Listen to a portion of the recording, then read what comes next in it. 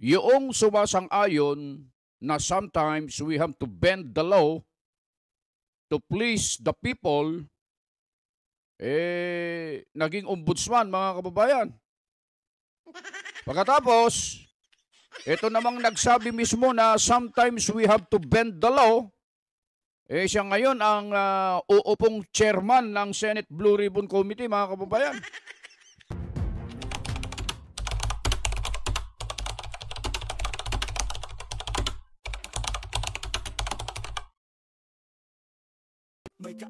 Magandang araw po sa inyong lahat, mga kababayan. Ako po si Just Vlog. Rekta na kagad tayo, mga kababayan.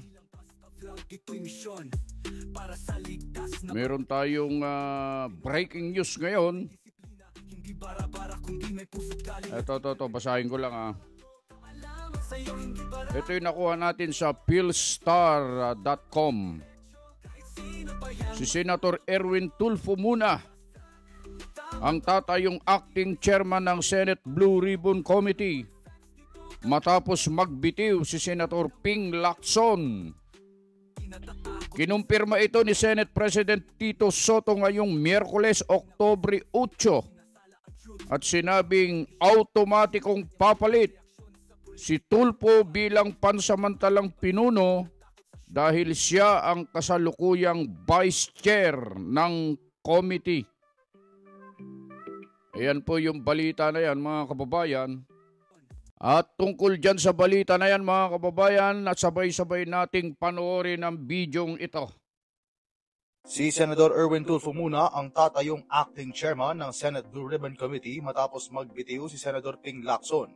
Kinumpirma ito ni Senate President Tito Soto ngayong Miyerkules, October 8 at sinabing otomatikong papalit si Tulfo bilang pansamantalang pinuno dahil siya ang kasalukuyang vice chair ng komite. Matatandaang nagbitiw si Lacson nitong Linggo, October 5, matapos ang anyay pag-alma ng kanyang mga kasamahan tungkol sa kanyang investigasyon sa mga maanumalyang flood control projects sa bansa. Kabilang sa mga unang inalok ngunit tumanggi sa posisyon ay sina Senador Riza Ontiveros, Kiko Pangilinan at JV Ejercito. So yun, mga kababayan, yung balita na yan ay kapapasok lamang po, mga kababayan. Hindi ko na alam kung ano nangyayari sa ating bansa sapagkat yung sumasang-ayon na sometimes we have to bend the law to please the people, naging ombudsman, mga kababayan.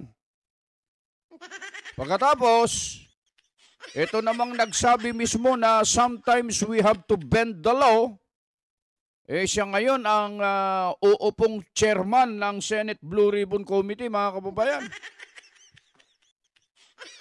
Ano na ang nangyayari sa ating bansa, mga kababayan? Sabi ko nga, baka ilagay na rin si Auntie Claire bilang DOJ Secretary, mga kababayan. Para sulit. Mga kababayan, ang dami pong nadidismaya na mga kababayan nating mga Pilipino dahil dyan sa pagkakatalaga kay Secretary Rimulya bilang ombudsman. Ngayon naman, ang magtitik charge na naman sa Senate Blue Ribbon Committee bilang chairman ay yung nagsabing pwedeng baluktutin ang batas, mga kababayan.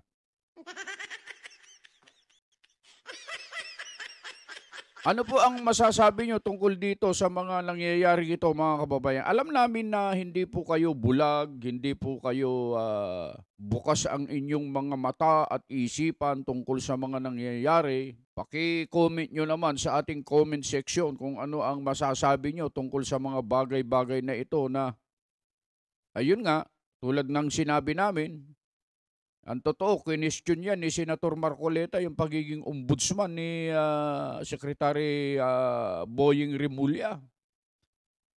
Kung napanood ninyo yung interview, yung isinagawang hearing, meron siyang nakausap na justice. Ayun mga kababayan, yung dalawang pagtutol na may panunumpa na kanyang isinampa para harangin sana ang pagiging ombudsman ni Secretary Remulla ay hindi po umubra mga kababayan.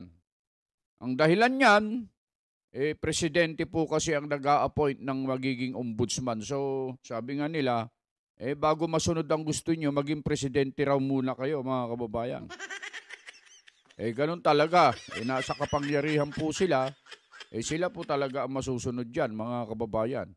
Pero, wag ninyong ismulin ang kakayanan ng mga tao na naglukluk po sa inyo, mga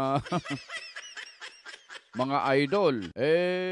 Itong balitang ito ay kumakalat na po ngayon sa social media, sa mga mainstream media, na siya na po talaga ang uupo bilang chairman ng Senate Blue Ribbon Committee, mga kababayan, si Erwin Ben Tulfo, mga kababayan.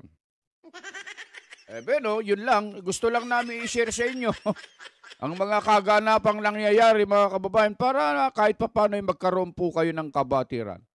Ang inyong lingkod, Just Vlog po, bumabati po sa inyong lahat ng isang magandang araw.